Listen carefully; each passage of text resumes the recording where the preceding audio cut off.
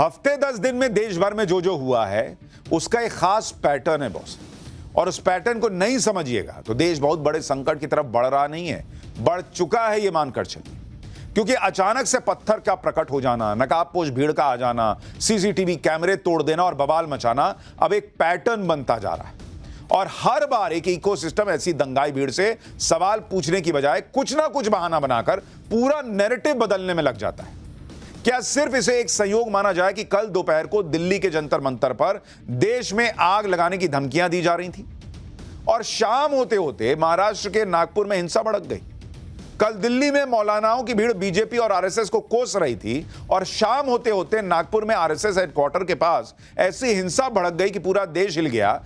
और मतलब ये सिर्फ इत्तेफाक है। आप देखिए पिछले कुछ दिनों से देश में चल क्या रहा है। कोई वक्फ के नाम पर देश में आग लगा देने की धमकी दे रहा है, कोई होली के लिए नमाज के टाइम में जरा सा एडजस्टमेंट करने पर भड़क जा रहा है, कोई टीम इंडिया के जीत का जश्न मना रही भीड़ पर हमला कर दे रहा है, कोई औरंगजेब का पुतला या धार्मिक कपड़ा जलाने का आरोप लगा तो उस पर मारने पर उतारू हो गया।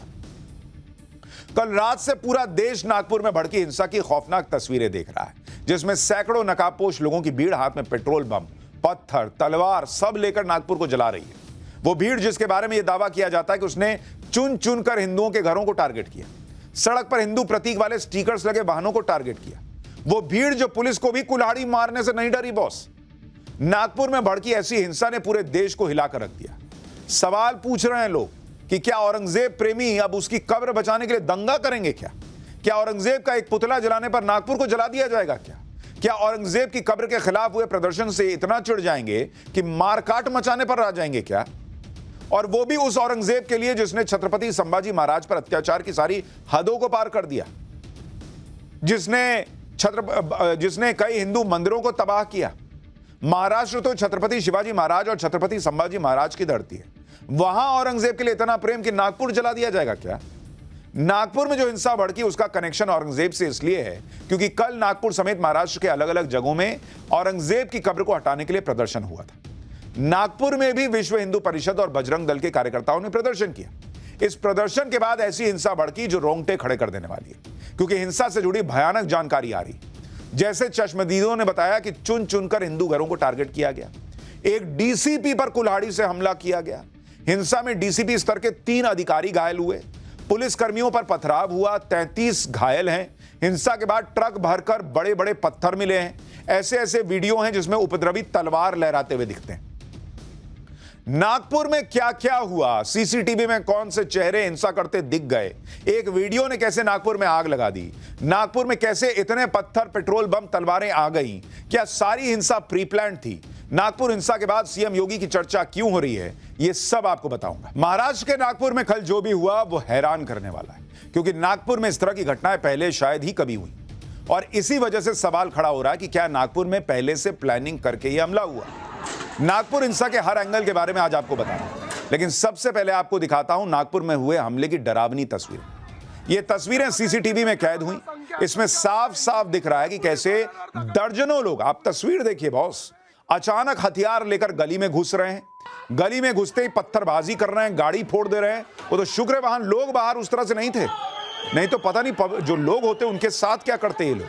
गाड़ियों में तोड़फोड़ की, हमला करने के बाद जैसे भीड़ आई थी वैसे ही लौट गए। खास बात यह भी है कि सभी के हाथ में लाठी, डंडे और हथियार पहले से थे, यानी प्लानिंग तो थी बॉस। क्योंकि अचानक से 10 मिनट पहले कुछ हुआ और ये लोग आ गए, ऐसी तस्वीर लग नहीं रहा देखते। और आप हमलावरों की संख्या देखिए, एक साथ इतने सारे लोग हथियार लेकर हमला करने आ जाएं तो कोई भी जो है वो हैरान रह जाएगा, कांप जाएगा। आप देखिए ना, इतनी भीड़ कहां से आ गई। यही नागपुर में भी हुआ। इन चेहरों को आप देखिए, बिना किसी डर के हमला कर रहे हैं, तोड़फोड़ कर रहे हैं, जैसे सोच के आए हो कि जो सामने आएगा उसे तोड़ा जाएगा, उसको बताएंगे कि क्या करना है। सबसे डरावनी बात यह है कि हमलावर जो हथियार लेकर आए थे वो बेहद खतरनाक हथियार थे। नागपुर की सड़कों पर खुलेआम तलवार लहराई गई। आप देखिए तस्वीर, हाथों में तलवार लिए दंगाई जो सामने दिख रहा था उस पर हमला कर रहे हैं। आप खुद सोचिए कि अगर अचानक भड़की हिंसा होती तो क्या इस तरह के हथियार लेकर कोई आता? भाई प्लानिंग होगी, हथियार जुटाए गए, लोगों को कहा गया हथियार ले लेकर आओ, तभी ना आए होंगे। सिर्फ तलवार ही नहीं बल्कि पत्थर, कटीले तारों से बंधे हुए डंडे, पेट्रोल बम, खंजर, ये सब दंगाइयों के पास दिखा है बॉस, सब दंगाइयों के पास दिखा। कटीले तारों से बंधे हुए डंडे भी आ गए बिना तैयारी के। हमले के चश्मदीद तो यहां तक कह रहे हैं कि जैसे हमलावरों के पास औरंगजेब के जमाने के भी हथियार थे। एक बार सुनिए चश्मदीद क्या बता रहे हैं, फिर और एक एक चीज दिखाता हूं आपको। 400 लोग थे कम से कम, और पूरे पेट्रोल के बोतल थे उनके हाथ में। क्या हथियार लेकर गए थे? औजार थे, तलवारें थी, बहुत सारे औजार थे। ऐसा कुछ तो औजार ऐसे थे कि हम उसका नाम भी नहीं बता सकते हैं। तलवार चमकती हुई थी, मेरे पास उसकी वीडियो में आपको वीडियो भी बता सकता हूँ उसकी। ऐसा लग रहा था कि औरंगजेब के जमाने के जो तलवार हथियार थे वो तक के ऐसा लग रहा था हमको थे उनके पास। धारदार हथियार भी लाए थे? पत्थर भी थे, पत्थर थे, लकड़ियाँ थी, तलवारें थी उनके पास, पाइप थे लोहे के। दंगाइयों की भीड़ ने किसी को नहीं छोड़ा। जब हिंसा की खबर पर पुलिस पहुंची तो पुलिस पर भी हमला कर दिया गया। ये तस्वीरें देखिए आप, चिटनिस पार्क इलाके में जब पुलिस ने दंगाइयों को रोकने की कोशिश की तो दंगाइयों ने पुलिस पर भी हमला शुरू कर दिया। बड़े बड़े पत्थरों से पुलिस पर अटैक किया। आप देखिए पुलिस भाग रही है भाई, वो बाइक चलाने वाला हेलमेट पहन के पुलिस भाग रही है। हमलावरों ने चेहरे ढके हुए थे। हमले से बचने के लिए पुलिस वाले गली में पीछे की तरफ भागे। दंगाइयों के हमले में कई पुलिस वाले घायल हुए। एक डीसीपी पर कुल्हाड़ी से हमला किया गया जिससे उनके हाथ में गहरी चोट लग गई। ये देखिए कुल्हाड़ी से हमला हो रहा है। इलाज के लिए डीसीपी को अस्पताल में भर्ती कराना पड़ा। घायल डीसीपी से खुद मुख्यमंत्री देवेंद्र फडणवीस ने फोन पर बात की, वीडियो कॉल करके घायल डीसीपी का हाल जाना। आप समझ सकते हैं कि दंगाइयों का हमला कितना भयंकर था। भाई जो भीड़ आप सोच रहे हैं पुलिस वालों पर कुल्हाड़ी से हमला कर रही है, वो किस तरह का मंसूबा लेकर आई होगी। सीएम देवेंद्र फडणवीस ने कहा कि हमला करने वालों को किसी कीमत पर बख्शा नहीं जाएगा। एक बार मुख्यमंत्री को भी सुनिए। ठीक है, तुम्ही चांगलं तिथे स्वयं इन सारी घटनाओं पर नजर रखकर हूं। मैंने पुलिस कमिश्नर को यह कहा है कि कानून व्यवस्था बनाने के लिए जो भी कड़े से कड़े कदम उठाने की आवश्यकता हो वो उठाए जाए और शांति को बनाया जाए। अगर कोई दंगा करता है, कोई पुलिस पर पत्थर फेंकता है, कोई समाज में तनाव निर्माण करता है तो ऐसे सभी लोगों के ऊपर कड़ी से कड़ी कार्रवाई की जाए।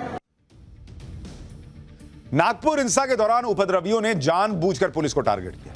इस घटना में सबसे ज्यादा पुलिस वाले ही घायल हुए। 30 से ज्यादा पुलिसकर्मी घायल हुए हैं। पुलिस पर तलवार, पत्थर सबसे हमला हुआ। हिंसा में अब तक 5 FIR दर्ज की गई हैं। 45 से ज्यादा लोगों को हिरासत में लिया गया है। 38 टू व्हीलर, 10 से ज्यादा कारों को नुकसान पहुंचाया गया। 2 JCB, 1 क्रेन को भी टारगेट किया गया। हिंसा में 5 स्थानीय नागरिक भी घायल हुए हैं। दंगाइयों की भीड़ ने सिर्फ गली और आप देखिए मोहल्ले में ही पत्थरबाजी नहीं की। स्थानीय लोगों का आरोप है कि दंगाइयों ने धार्मिक प्रतीक देखकर घरों को निशाना बनाया। जिन घरों के आगे तुलसी का पौधा था या फिर जिसके बारे में कंफर्म था कि यह हिंदू का घर है, आरोप लग रहा है कि उन्हीं पर हमला हुआ। लोगों ने घरों के अंदर से खुद वीडियो बनाए भाई, जिनमें हमलावर नारेबाजी करते हुए हमला करते दिख रहे हैं। एक बार रिपोर्ट देखिए। यहाँ पर ये महिला हैं, इनके भी घर में जो है एक बूढ़ी माँ जो है वो घर में अकेली थी। घर को तभी जलाने की कोशिश की गई थी। मैं आपको तस्वीरें दिखाना चाहूंगा इस घर के भीतर जाकर। तो ये देखिए तस्वीर, यहाँ पर ये देखिए इस घर को जलाने की कोशिश की गई। यहाँ पे जो राख है वो अब तक यहाँ पर दिखाई दे रही है। ऊपर चढ़ करके भी दिखाऊंगा कि निशाना जो है वो कैसे बनाया गया, वो भी मैं आपको दिखाता हूँ। ये तस्वीर देखिए यहाँ पर, ये देखिए यहाँ पर कैसे इनका ये घर है। इन्होंने पहले देखा कि यहाँ पर मूर्तियां हैं, उसके बाद में इस घर को निशाना बनाया गया। पत्थर जो है आपको यहाँ पर दिखाई देंगे। यहाँ पर टूटे हुए जो शीशे हैं वो आपको यहाँ पर दिखाई देंगे। और ये देखिए यहाँ पर ठीक सड़क से सटा हुआ ये इलाका है, ये मकान है, इसलिए ये देखिए शीशा जो है यहाँ पर ये तोड़ दिया गया। पत्थर जो है वो यहाँ पर फेंके गए। एक पत्थर का टुकड़ा यहाँ पर आपको दिखाई देगा। यहाँ पर देखिए शीशे, उसके टुकड़े, ये पत्थर। दंगाइयों ने बॉस गली, मोहल्ले, सड़क और बाजार तक को अपना निशाना बनाया। ये तस्वीरें गवाही दे रही हैं कि किस तरह से दंगाइयों ने बेखौफ होकर हंगामा किया, तोड़फोड़ की। बीच सड़क पर खड़ी बाइक्स को तोड़ा, उनमें आग लगा दी, जैसे ये रोज का काम हो, हमला करना और फिर भाग जाना। रात में हुई हिंसा के सारे निशान सुबह होने पर दिखाई दिए।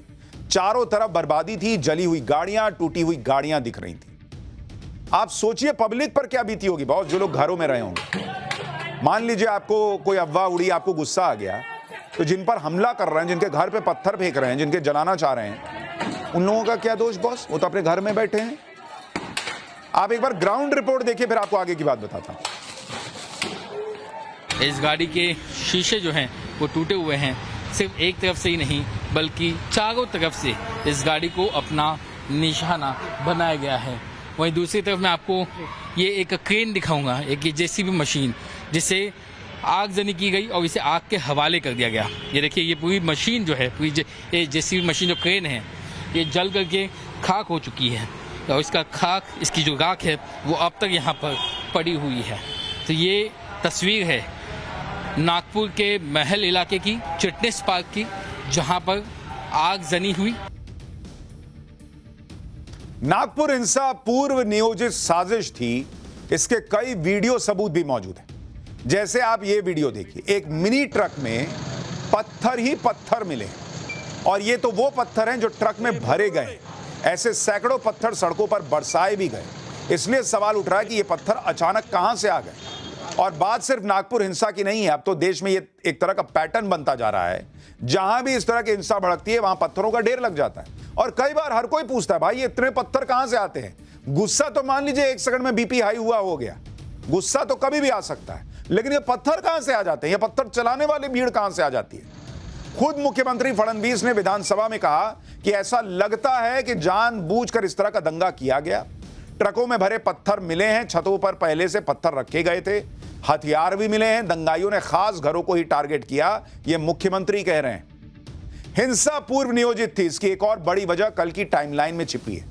हिंसा पर विधानसभा में सीएम फडणवीस ने जो बताया, उसके मुताबिक सोमवार सुबह 11:30 बजे विश्व हिंदू परिषद और बजरंग दल के कार्यकर्ताओं ने नागपुर के महल इलाके में प्रदर्शन किया था। कार्यकर्ताओं ने औरंगजेब की कब्र हटाने की मांग की। भाई उनका मन है कि हट जाए, लेकिन उन्होंने पत्थर नहीं चलाया, शहर नहीं जलाया, उन्होंने प्रदर्शन किया कि भाई इनको हटाना चाहिए, इसको हटाना चाहिए। इस प्रदर्शन के दौरान एक सांकेतिक कब्र जलाई गई, लेकिन इस पर विवाद हो गया। शिकायत मिलने पर पुलिस ने विश्व हिंदू परिषद और बजरंग दल के कार्यकर्ताओं के खिलाफ धार्मिक भावनाओं को भड़काने का केस भी दर्ज किया। लेकिन इसके बीच शाम होते होते एक वीडियो वायरल हो गया जिसमें औरंगजेब के पुतले को आग लगाई जा रही थी और उसके नीचे जो कपड़ा था वो हरे रंग का था और उस पर कुछ कहा जा रहा है कि धार्मिक टेक्स्ट लिखा हुआ था। इसके बाद 200 से 300 की भीड़ ने नारेबाजी शुरू कर दी, हिंसा की धमकी दी। पुलिस ने हल्का बल प्रयोग कर हिंसा पर उतारू भीड़ को हटा दिया। सीएम फडणवीस ने बताया कि प्रदर्शनकारियों को थाने पर आकर शिकायत करने के लिए कहा गया और इसी दौरान हिंसा और भड़क गई। यानी कुल मिलाकर नागपुर हिंसा को यह एंगल दिया गया कि यह हिंसा औरंगजेब की कब्र के खिलाफ हो रहे प्रदर्शन के वजह से नहीं हुई, ना ही औरंगजेब के पुतले को जलाने की वजह से भड़की, बल्कि कोई धार्मिक टेक्स्ट को जलाया गया इसलिए हिंसा भड़की। भाई ऐसा नहीं होना चाहिए था। अगर हुआ भी कि भाई धार्मिक टेक्स्ट जला या अफवाह उड़ी, जो भी कि ऐसा हो गया है, तो ऐसा नहीं होना चाहिए था। किसी की धार्मिक भावना नहीं आहत होनी चाहिए। लेकिन होगा अगर मान लीजिए कर दिया किसी ने, तो उनका वीडियो दिखा के पुलिस से एफआईआर करा के केस ना करना था कि पूरा शहर जला देना तरीका है। एआईएमआईएम के अध्यक्ष असदुद्दीन ओवैसी भी यही तर्क दे रहे हैं और हिंसा को जस्टिफाई करने की कोशिश कर रहे हैं। एक बार असदुद्दीन ओवैसी को सुनिए, फिर बताता हूं कैसे ओवैसी धार्मिक टेक्स्ट को जलाने की बात करके खुद ही फंस गए। तो आपने क्या किया कि कुरान की जो आयतें हैं, जो वर्सेस हैं कुरान के, जो एक कपड़े पर लिखी जाती हैं, उसको आपने जलाया। और जब ये हरकत हो रही थी तो उसी वक्त जाकर मुकामी वहाँ के जो मुसलमान और हिंदू लोग थे, जाकर कंप्लेन किए डीसीपी को कि इसको रुकवाइए। देखिए ये जो कपड़ा है जिसपे कुरान करीम के आयतें लिखी हैं, वर्सेस लिखी है, मत करिए। जलाया गया, एक्शन नहीं लिए। उसके बाद शाम में ये सब चीजें हुई। मैं उसका कंडेम करता हूँ वायलेंस का, मगर इसको टोटल देखिए आप कि जो स्टेटमेंट्स एमिनेट हुए हैं, जो स्टेटमेंट दिए गए हैं मिनिस्टर्स की तरफ से, अभी भी दिए जा रहे हैं, भाई आप रूल ऑफ लॉ को फॉलो करिए ना। असदुद्दीन ओवैसी कह रहे हैं कि धार्मिक कंटेंट को जलाया गया और पुलिस ने एक्शन नहीं लिया, इसलिए हिंसा भड़क गई। बॉस, पहली बात तो यह कि मान लेते हैं कि धार्मिक टेक्स्ट को जलाने की हिमाकत हुई, तो क्या इसके लिए शहर को फूंक डालेंगे? दूसरी बात, जब दोपहर में पुलिस ने शिकायत के आधार पर एक्शन लिया था, वीएचपी और बजरंग दल के खिलाफ केस दर्ज किया था, तो फिर शाम को हिंसा क्यों भड़की? तीसरी बात, अगर धार्मिक टेक्स्ट को जलाने का गुस्सा था तो उसके खिलाफ शिकायत करनी चाहिए थी, जैसे दोपहर में की थी। और अगर पुलिस एक्शन नहीं लेती तो क्या भीड़ को हिंसा का लाइसेंस मिल जाएगा? क्या अगर पुलिस ने एक्शन नहीं लिया तो उसके बाद आप शांतिपूर्ण प्रदर्शन नहीं कर सकते थे? आप कहते भाई कि हम धरना दे रहे हैं, हमारी मांग नहीं सुनी जा रही। इसलिए यह थ्योरी मजबूत दिख रही है कि यह हिंसा जानबूझकर भड़काई गई। वीएचपी की तरफ से जो सफाई आई है उसमें कहा गया कि जिस हरे कपड़े को लेकर हिंसा की गई उस पर कोई धार्मिक टेक्स्ट नहीं था। एक बार वीएचपी के नेताओं को भी सुनिए वो क्या पक्ष रख रहे हैं। नहीं, पूरी जो खबर है वो निराधार है। कोई भी किसी प्रकार का आयात नहीं जलाई गई, ये निराधार खबर है। कब्र के ऊपर जो हरा कपड़ा रहता है वो कपड़े को जलाया है। आप लोगों को एक बार फिर से मैं बता देता हूँ कि सिर्फ हरे कपड़े को जलाया है, कोई आयात लिखा हुआ कपड़ा नहीं था। सुनियोजित तरीके से उन्होंने दंगे फैलाए हैं। कुछ सवाल इस देश के मुसलमान भाइयों से भी है। चलिए थोड़ी देर के लिए मान लिया जाए कि आपकी धार्मिक भावनाएं आहत हुई कि किसी ने धार्मिक चादर जला दी या ऐसी अफवाह उड़ी कि ऐसा हुआ, तो क्या शहर जला देना सही तरीका है क्या? मैं खुद कहता हूं कि किसी के धार्मिक चिन्ह का अपमान नहीं होना चाहिए, चाहे हिंदू हो, मुसलमान हो, सिख हो या ईसाई हो। लेकिन अगर ऐसा हो जाए तो क्या दंगे कर देना सोल्यूशन है क्या? और सबसे बड़ा सवाल तो यह है कि रमजान के पाक महीने में आगजनी करना, पत्थर चलाना, कुल्हाड़ी चला देना, लोगों को घायल कर देना, यह सब धर्म का अपमान नहीं है। रमजान का पाक महीना चल रहा है ना, उसमें यह सब करना अलाउड है क्या? भाई रमजान तो आपके कंट्रोल का टेस्ट लेने वाला महीना है ना, तो ये सब दंगे करके आप अपने ही धर्म को बदनाम नहीं कर रहे हो। और जो लोग सोशल मीडिया से लेकर दूसरी जगह ऐसे दंगाइयों का समर्थन कर रहे हैं वो धर्म का अपमान नहीं कर रहे हैं। और आप खुद अगर धर्म का अपमान कर रहे हो तो उस पर कितने मुसलमान आहत हुए बताइए जरा।